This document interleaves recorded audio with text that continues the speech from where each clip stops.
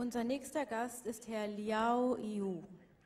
Er ist ein chinesischer Schriftsteller, Dichter und Musiker, der durch sein Buch Fräulein Hallo und der Bauernkaiser die chinesische Gesellschaft von unten international Beachtung fand.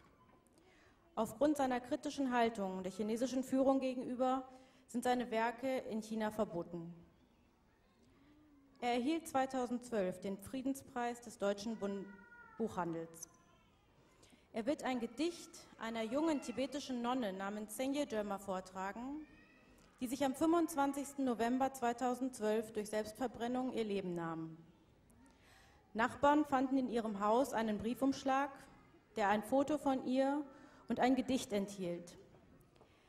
Liao Yu wird dieses Gedicht auf Chinesisch vortragen, begleitet von einer Klangschale.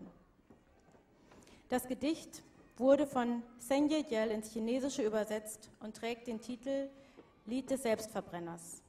Herzlich willkommen, Herr Liao Yu.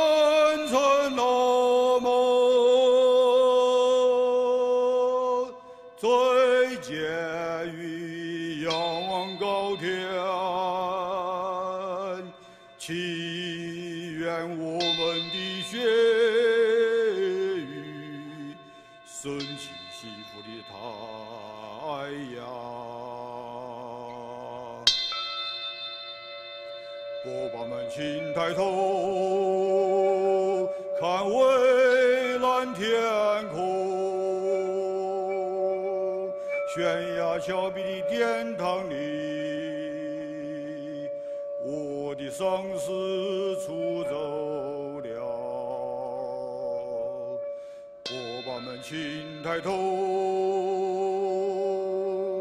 看雪山之巅，雪丝出走了，我的雪丝出走了。伙伴们，请抬头，看梦里的森林，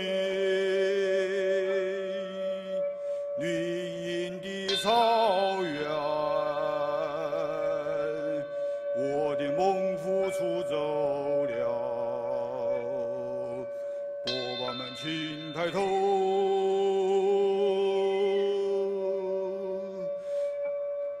看雪雨大地，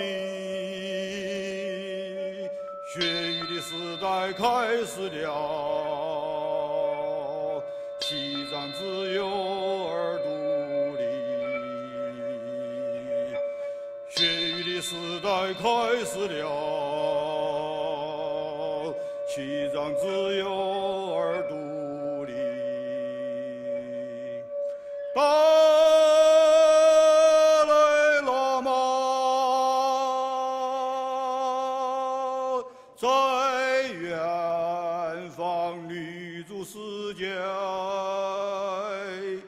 祈愿红莲的藏人从黑梦中醒来。班禅喇嘛在监狱仰望高天，祈愿我们的血雨升起幸福的太阳，祈